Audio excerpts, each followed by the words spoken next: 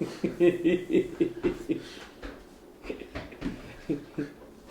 you're gonna wear that through everything we do now? Yeah. Everywhere we go now?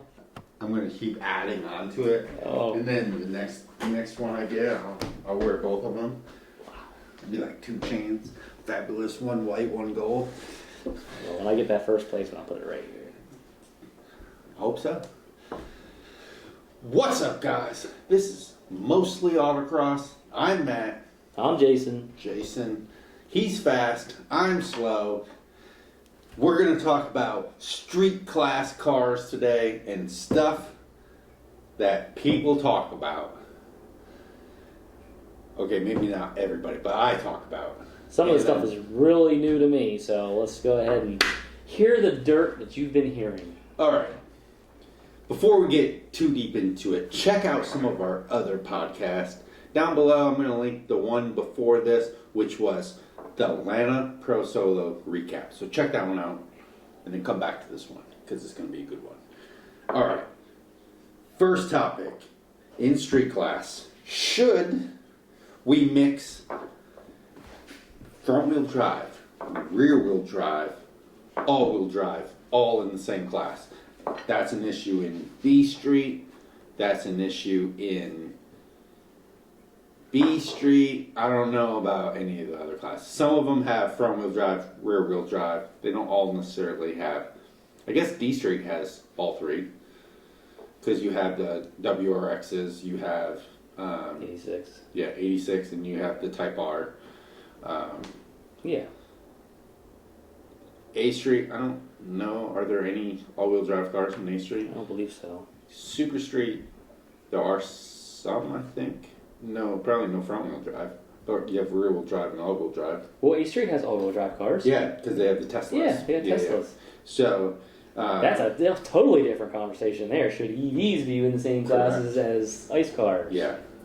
So what do you think about front-wheel drive, rear-wheel drive, and all-wheel drive cars? Should they have different paxes?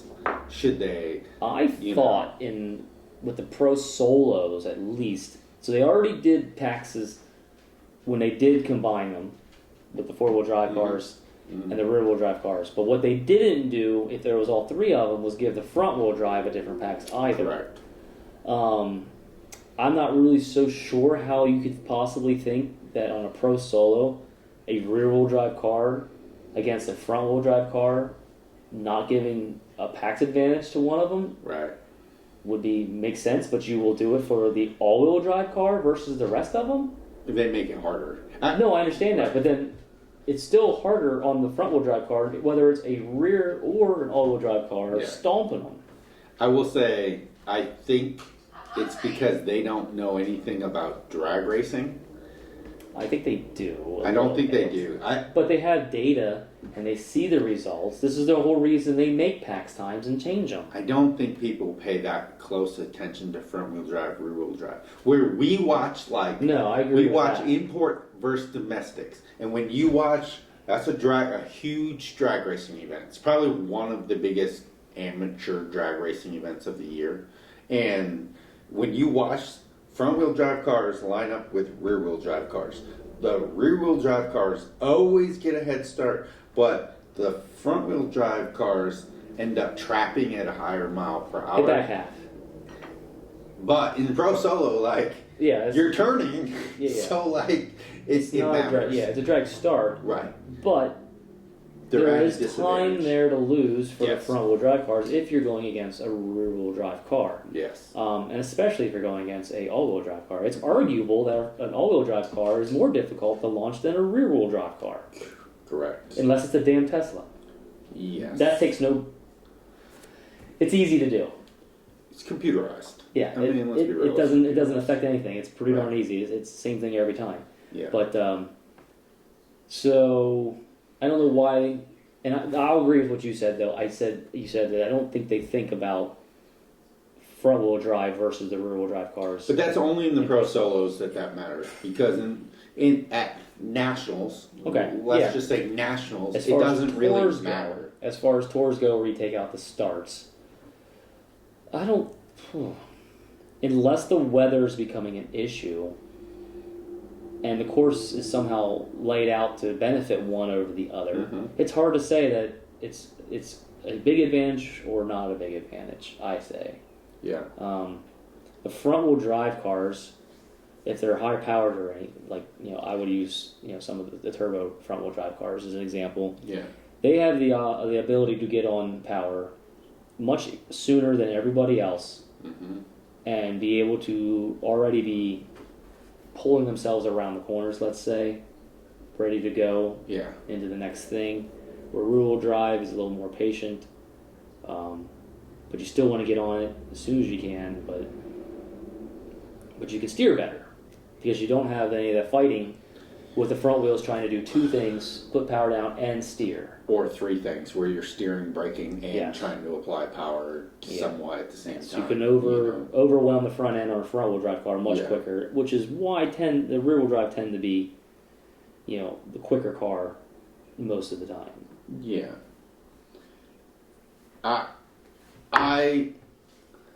Me personally, I like the classes that have diverse cars in it. It's more fun to watch. Yeah. It's like, kind of neat.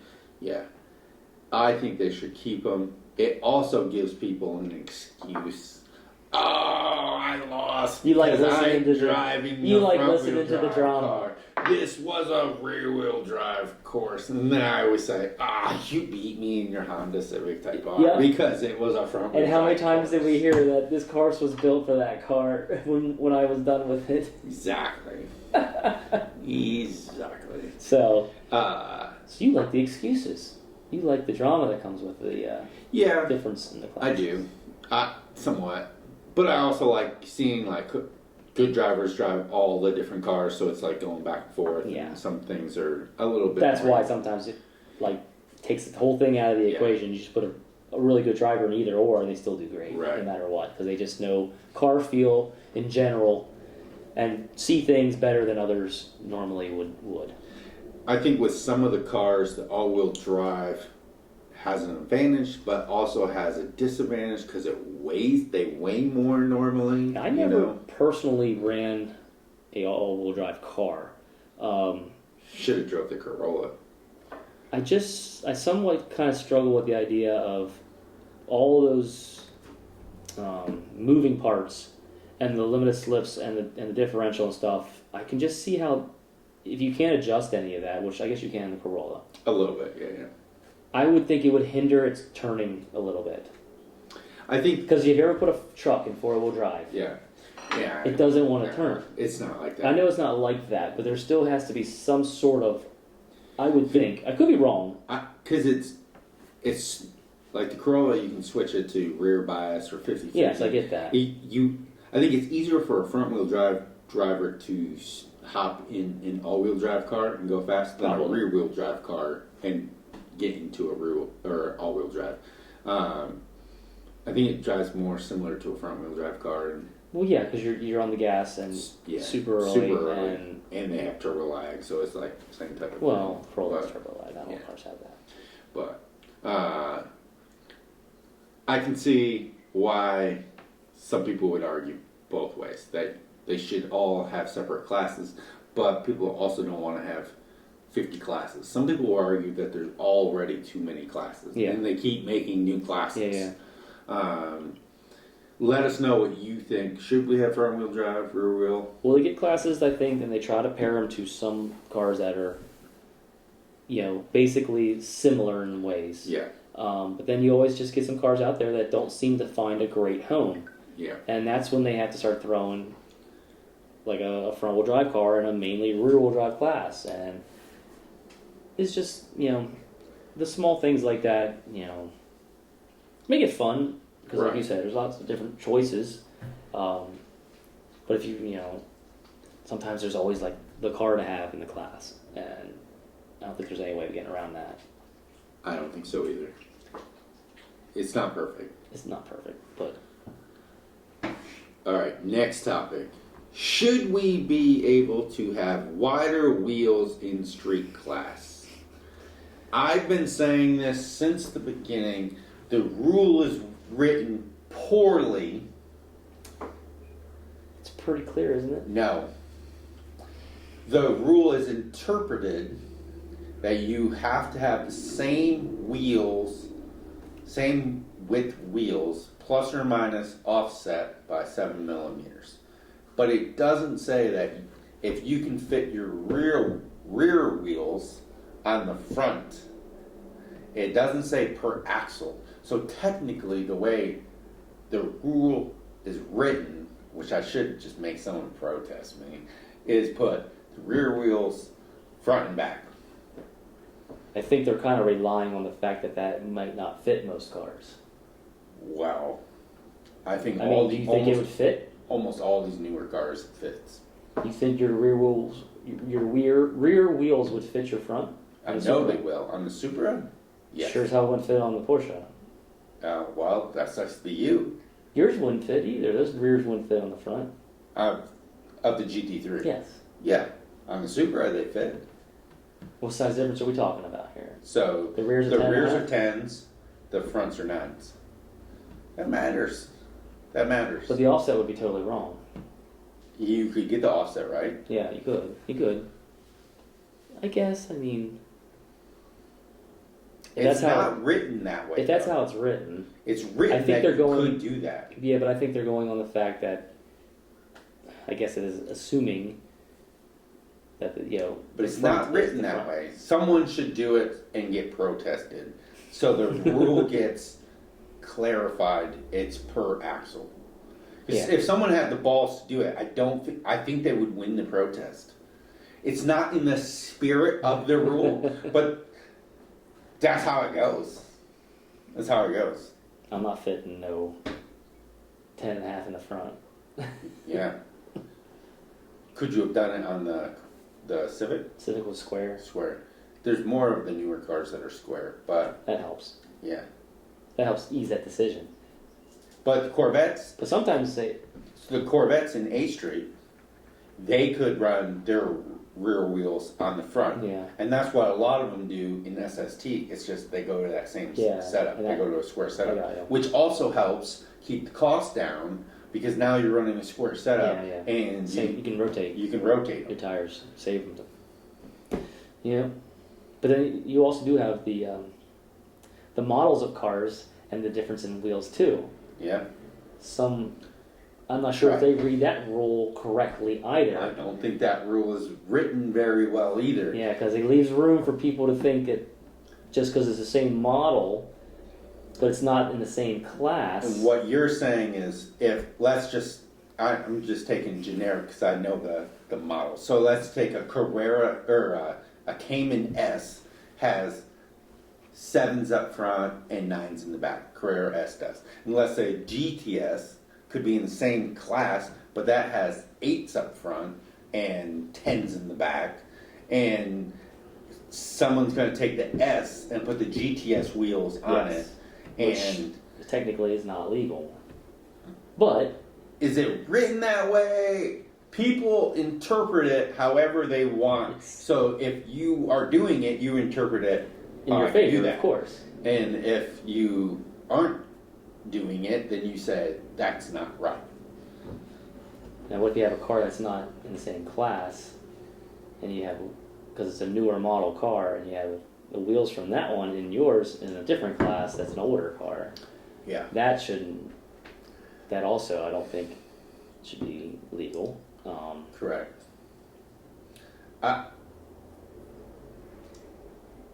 There's a lot of area there to be. It's a lot of gray area. I think it's one of those things where they're trying their best to keep it as fair as possible, and they count on some people just policing themselves. Yeah. I think street class should have wider. You should be able to fit whatever wheel and tire combination fits on your car. That would be really weird. Because then that would get into some of the other stuff about how much money is being spent in street class. Okay. Listen. I know how you feel about this. I do not have the most money. Not even close. Someone might be much poorer than me, but there's people that are way richer running the street class that are going to outspend you no matter what the rules are. Oh, I know. So it doesn't really even matter. No. It doesn't even matter. You can put the rules, because rich guys are going to go buy tires every event. If that's the only advantage is a brand new set of tires, they're going to buy a brand new set of tires every event or every other event. Well, I think the rules are put there so it doesn't get out of hand. Like you said, we have to police ourselves. If you start letting people do kind of whatever they want, there's going to be some people that are just going to go too far. They're already going too far, just not getting called out. Who's going too far? There's people... You can see bigger wheels. Sometimes. What if it's drastic?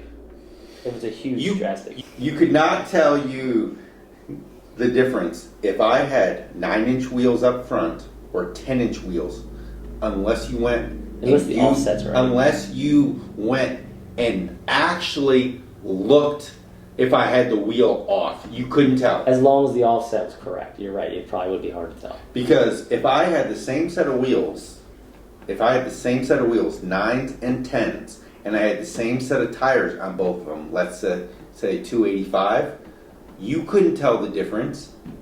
You couldn't tell the difference. No, just looking at it, you couldn't tell the difference. True. So, just take that for a grain of salt. Maybe you should look a little closer at your competition then, maybe, huh? It's possible. Yeah. Yeah. I think all this stuff that I have listed out for a street class, you should really be looking at your competition. And some people like to stretch the rules. Correct. And it's not all just about who spends the most money. It's who gets creative. Yeah, who gets creative and who's willing to do stuff to win a trophy that doesn't really... I mean, like...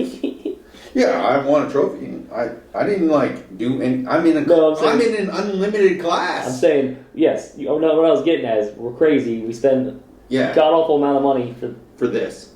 Like, are you going to lose your ethics for this? The ethics. I thought you meant your temper. Oh, no, temper, yes. Yeah, you definitely would. No, I have standards. I could have cheated multiple times. I didn't, because it would have felt cheated if I would have won. Yeah, okay, I cheated. I beat you. You don't know I cheated. Did I? Why would I feel good about that? I don't feel good about that. You're crazy to think people care about how, because all they think about is I won. That's all that matters. Yeah. Legacy. Yeah. If you never get caught, then it doesn't really matter. Well, let's not get too carried away. Yeah. All right, let's go. I'm saving the most. I can't say the word. The word. Controversial? Yeah, one for last. So stay tuned for that one because it's going to be a good one. More controversial than everything we already talked about. Yes. Whoa. Yes. You got a lot of time to think of all this stuff. I drive a lot for my job, so yes. Should tunes be allowed? No. I'm going to say yes, because you can't tell if someone has a tune or not, for the most part. And if you protest someone saying, I believe you have a tune, how are you going to prove it that they do? How are they going to do it? This day and age, that is probably actually a good explanation on why it should be allowed. I think it sucks because I think there's people running tunes that in classes that they're not allowed to, and with the modern cars nowadays, there's something for everything. Yeah. And like you said, if you let everybody, it cuts that out from even being a question in other people's heads. Correct. Because they'll just look at you and say, well, it's legal, why didn't you do it? Right.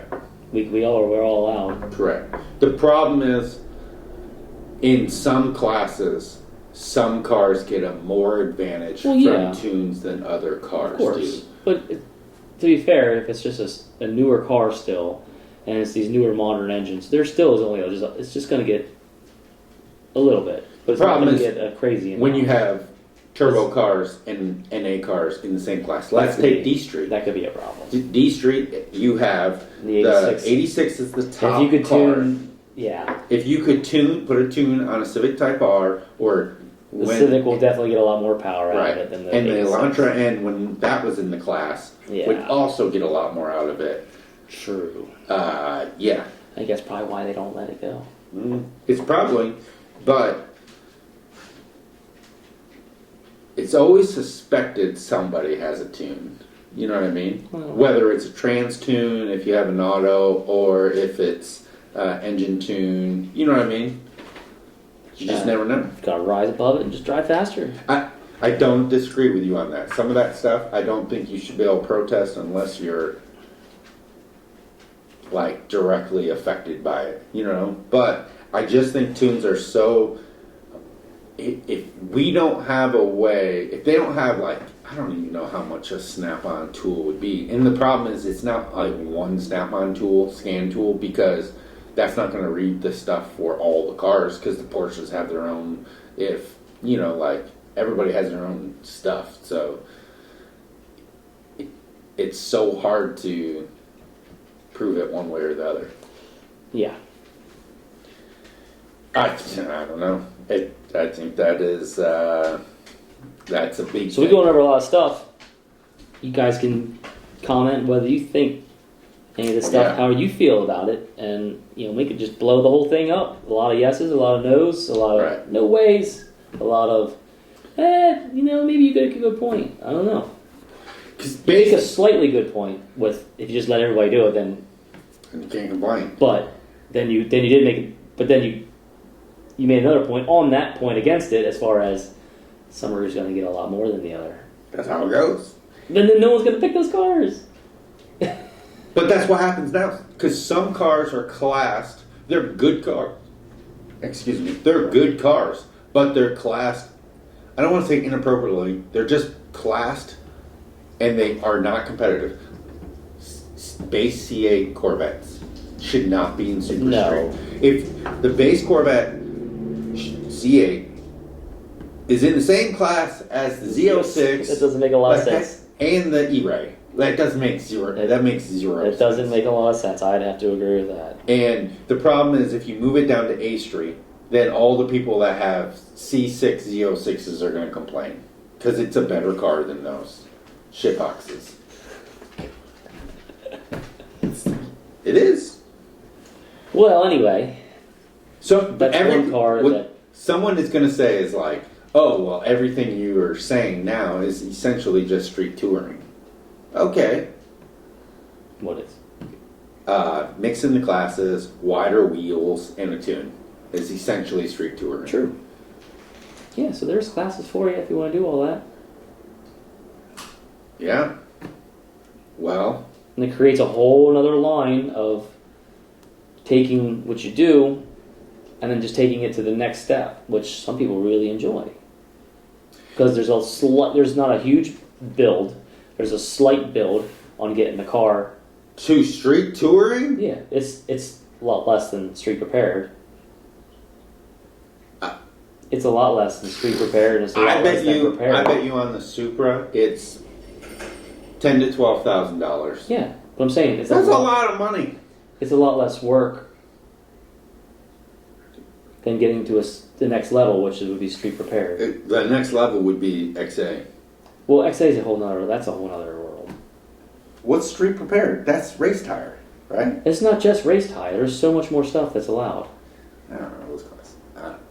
Yeah. Street prepared is not cheap either. Like it takes street touring is just the next level up from street, and it allows a lot of things, but it's still moderate. Yes, I get that. It does. It's still Some of the expensive. cars it does make not probably very streetable anymore. Correct. But some cars it's not so bad on. Yeah. That's why a lot of people don't want to go there, because it basically wrecks their car. Doesn't make it very pleasant anymore. That's for sure. But that's the next step if you like that type of thing and street class isn't for you. You like more stuff. You like to buy more stuff, put more stuff on the car, get the bigger wheels. I get the love more all that power. stuff. then you should get street touring. I don't love that cost. I've seen you spend way more on other stupid stuff. I don't like that cost. On a car that, I don't know. No, I'm not doing that. I wouldn't at this point. Alright, next topic. This one, I hear people complain about this one all the time, and I just kind of laugh about it. Should you be able to trailer your street car to an event? It reminds me of when I show up with my 22-foot trailer, and inside they're waiting for me to open the thing up, and when I open it up, out came an East Street Miata. People laugh at me all the time, but hey, this car is an old shitbox, as you would say. Shitbox. It might not get me home. I want to get home when I'm done. Nobody drives their East Street Miata to the event, do they? No, maybe locals, but yeah. I mean, that's really... I don't know why anybody should be complaining about that. If you have a fear of your street car getting you home, which in some cases, some of the cars may not get through the whole weekend. Look at the stick shift cars. You might... There's still a potential of something breaking. Mm-hmm. Always. Mm-hmm. You got a trailer? You're good. You know you're good. It's going to suck that you broke something, but it's going to suck worse knowing you broke something and you have to find a way to get everything home. That would be horrible. Horrible. Not ideal. I mean... I think you should be able to trailer your street 100%. car. But some people feel like it's not a street car if you can't drive it to the event. That's just like... You know, it's people that don't have a truck and trailer that say that, for the most part. Once I started towing, the most favorite part of it on a really hot, nasty day was driving that stupid thing right into the trailer. Yeah. Hooking the hooks, closing the door, and the whole time I was doing that, the truck's AC was inside there blasting, full cold. Yeah. And I just... Whether it was a crap day or a great day, get in there and just... It's beautiful. Because I used to drive that Miata sometimes. Had no AC. Yeah, that's horrible. The hot days were I torture. understand why you'd put a hitch on your car and drive it to the events. But if someone chooses not to do that, they shouldn't be penalized. No, I don't even that wouldn't even. I don't think that's ever going to happen. I don't see how any SCCA could step in and be like, street cars now have to be driven to. It's not like one of the drag and drives or the other thing, Mid Atlantic's Car Fest. It's not like that stuff where you have to drive the car. That's part of it. Right. You have to make the journey. It's a couple day event. You know, the fun of it for some of the people is to have little things and they fix it on the road and not really. David Myers, he loves that shit. He lives for that. I know. How can I fix what broke on the road with what I don't have? I don't like fixing anything. First of all, I don't mind doing some of it, but sometimes it's like my anxiety might go through the roof. Yeah. Yeah. I could see that they make you drive the car on the street. But technically, the only class that cares if you're registered is CAN, which is, at this point, kind of weird. Yeah, considering those things are like... Yeah. So, not totally streetable. Right. I could see them making sure you have your car actually registered. It might not be inspected because you never actually drive it on the street, but it's registered. I could see them making you do that. It's registered and insured. Yeah. That's the only thing I could see them actually checking. Yeah, that's surprised it's not a thing, actually. Yeah. Don't make it a thing because that's just more work. Yeah, we're not suggesting it, but it's kind of weird. Like you said, CAN, that doesn't make any sense. For street class cars. Because... I mean, they're supposed to be street cars. So. Yeah. Here's one I believe people that like to make excuses will agree with. Should we all race the same tires? And should tires be limited on size? Who mentions that? Slow people. That really comes up? All the time. Really? I haven't heard that.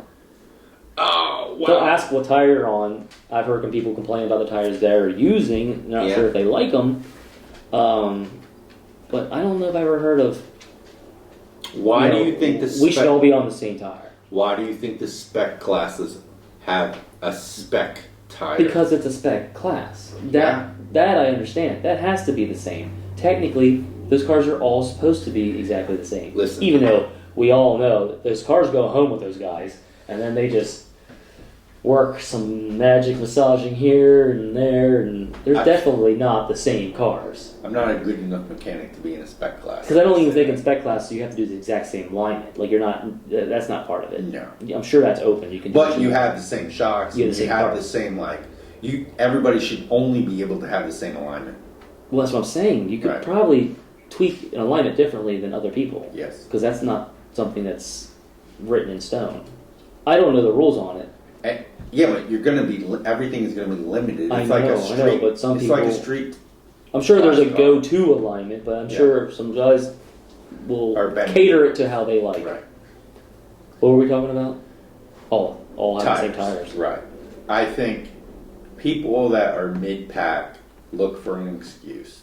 So Mid-pack, I think they're looking to see who has the good tires, so they buy them.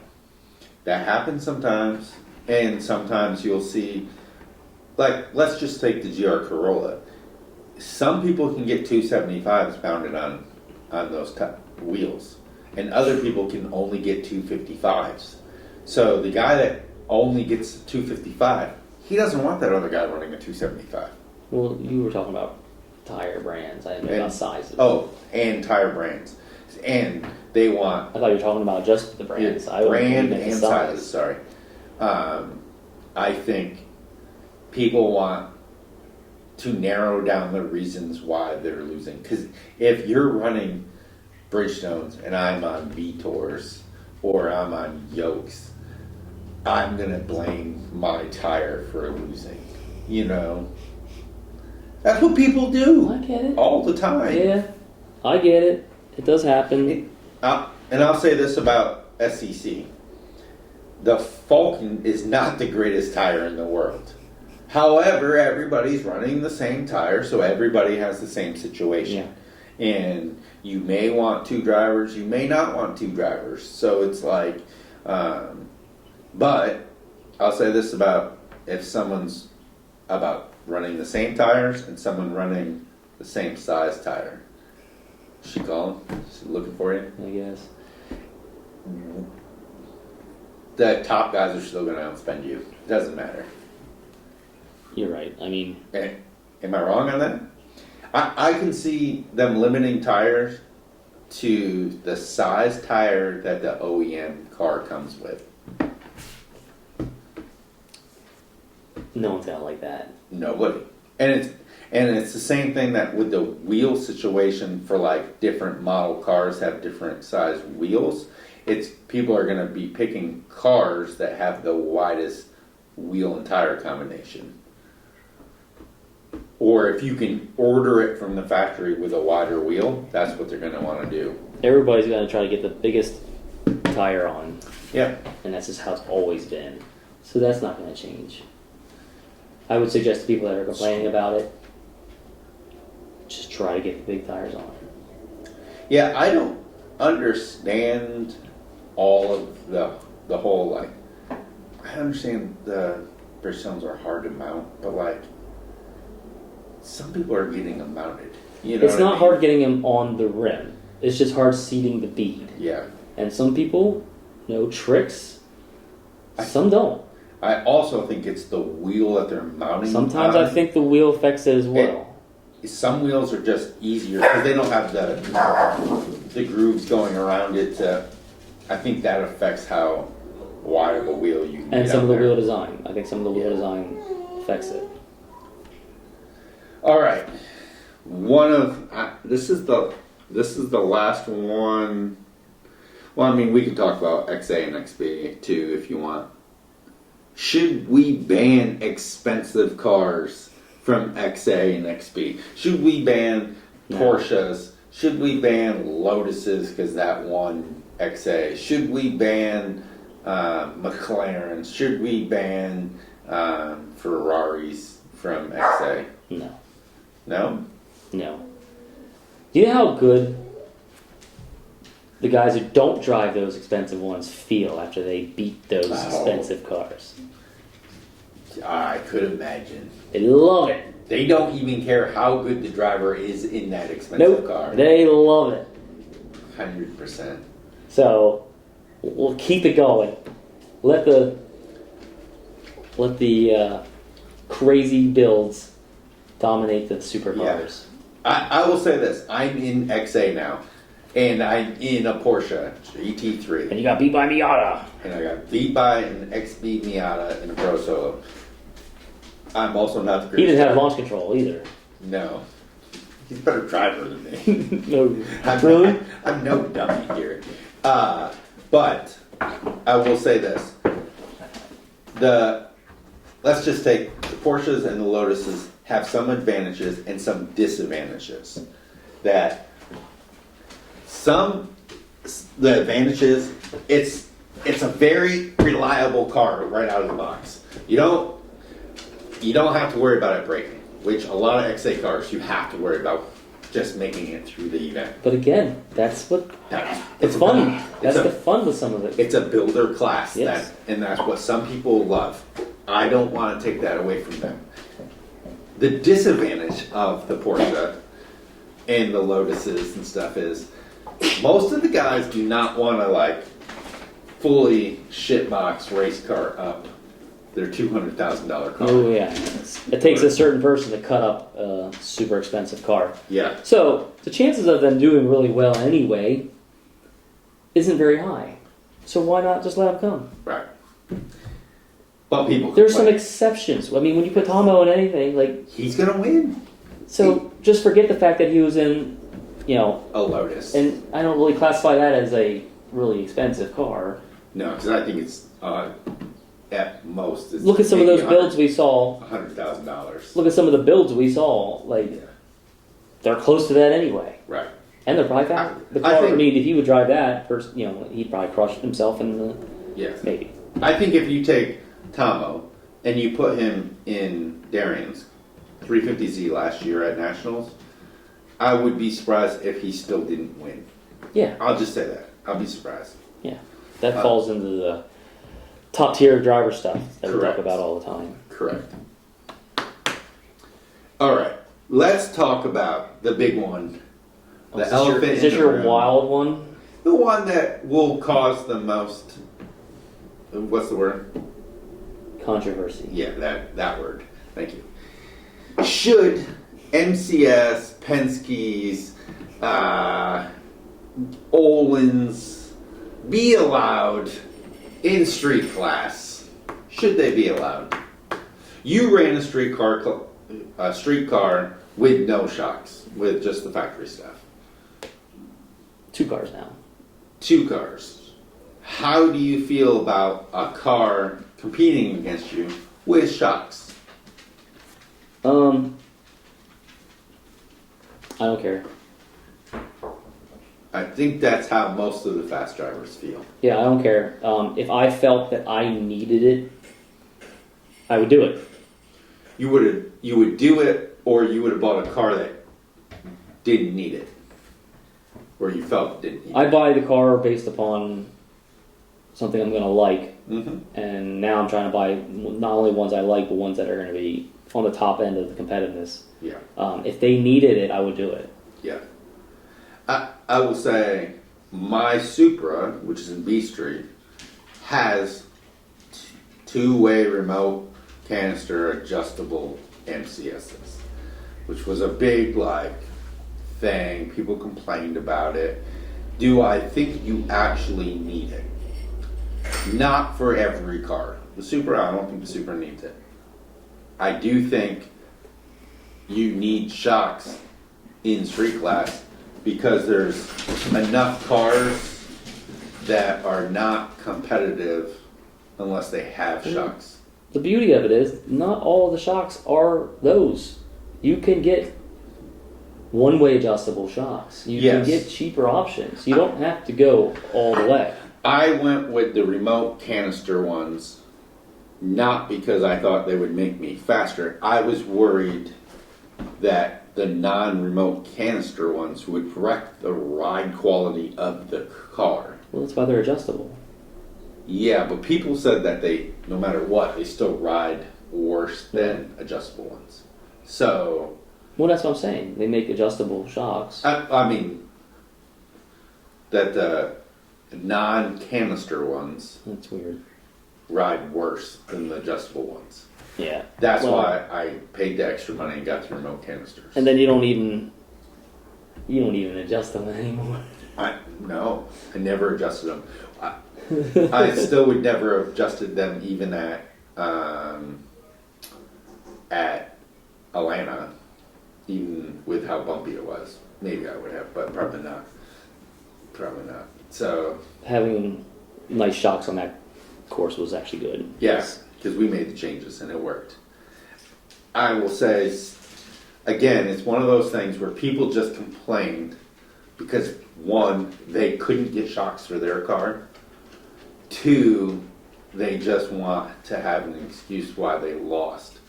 Nobody lost to me because I never beat anybody, but I had fast people in the car and they would lose to them. And shocks are not making someone win or lose. I will just say that. Unless it's coming down to less than Two top drivers going at it. 2/10. One guy on shocks, one not. Yeah. I would assume they're going to get the use out of them and make it work. Depends how close it is. I'll say that. Well, when we get to the Yeah. national stuff and national Right. levels, it is close. Yes. So it's debatable to let something like that. Yeah. I'm always somebody to say, if you're allowed to do it, why wouldn't you give it a go? Right. Why wouldn't you look at it? Yeah, give it a try. Yeah. See how it feels. Right. If it's drastic, great. I think in like A Straight, where you have a lot of old cars and you have new cars, you have to allow shocks because you have to allow Yeah. those old car shocks. Yeah, they're going to keep allowing them. They're not going to take Right. that. That would alienate quite a bit. Yeah. Same thing in B Street where you have the C5 Corvette. You have to allow that car to have shocks to compete C5s against are a in A newer. Street too. Yeah, C5 Z06. Yep. You have to allow those cars. They're 20 years old. They have to have something that helps keep up with the new car. So I don't know. What topics did we miss about street class that you guys talk about or complain about or like to see changed? That's like some of my highlights. That's what I hear from people. Maybe sometimes I start conversations on stuff, about the wider wheels. I've been talking about that since I first started. What? You don't think it's a thing? No, I don't think it's needed. I think the rules should just be written better. Well, that's different than saying it should be allowed or not. Yeah. I think you should be able to put your rear wheels on the front. People will just go crazy with it. Okay. You gotta have a rule. You gotta have a rule. Yeah, but it should say per axle. I think. Like I said, I think you have beef with the wording, not the actual doing. Yeah. Pretty much. Yeah. I do. I have beef with the tunes because I definitely think there's people running tunes in a lot of these classes. Whether it's just a motor tune or trans tune. I was offered a trans tune and I was like, that's not going to do anything. And that guy goes, oh yeah, it will. And that was in the Supra, and I'm like, no way, can't do it, But That's racing. yeah, and now everybody's gonna think of it the same way. Oh, I could have a trans tune, that's gonna help me. Okay, you know what I mean? And if you never tell anybody, who's gonna know you're cheating? Unless your times are dramatically different than everybody else's. Right? Who knows? Who knows? I don't know. Maybe everybody's just assuming that people have trans tunes. This is how it's been for racing in every probably every single level of racing since day one of racing. What can you get away with? Yeah, that's why I feel like there should be less rules. Which people probably don't like, but then you have less to complain about. Yeah. But sorry guys, that's how I feel. All right, let us know what you think. Let us know some topics that you'd like us to cover, because we have a list here, and I just kind of went through a whole bunch of them all in one podcast. Let us know what you think. What are you looking forward to? What's some topics that we should cover? List some people down here that we should have on as guests. Maybe we can start having some guests here soon. What do you think? Sounds good. Anything else? No, I mean, we can dip into other classes if you guys want. We'll just have to do a little studying on some of them. Yeah. Because this guy thinks street touring is the same as street prepared, just with But race who wheels. runs street prepared class? What is street prepared class is SFP, right? And 2 people run that class. There's CSP, there's DSP. 2 people run ESP. 2 people run CSP. That's pretty good.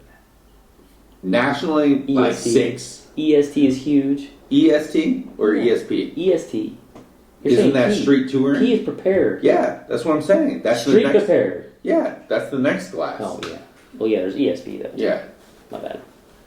EST is the street touring. Yeah, a lot of yeah, people yeah, run yeah. that. Those. Yeah. But nobody runs the prepared classes anymore. Nationally, they do. Those are all the Hoosier Tire guys. So one time a year, there's more than 2 cars that show up. I guess. Well, that's what I said. We'll ask. See if anybody wants to hear anything. Yeah. What can you do to make the prepared classes better, or get more people back involved? Less cost. That's because why. SSP, The costs. right? SSP just lost Doug Rouse and what's his name from NEPA with the GT3. Oh, yeah. Dressler. They left that and went back to Super Street. So, there's 2 drivers that you lost. Did they leave because of cost, which I doubt it, or did they leave because there would be 4 people in the class? Yeah. Yeah, you want to have competition. Yeah. I don't know. That's just how I feel. I like street class. Street class has I like street class. the most competitive drivers. Everything is pretty close, Yep.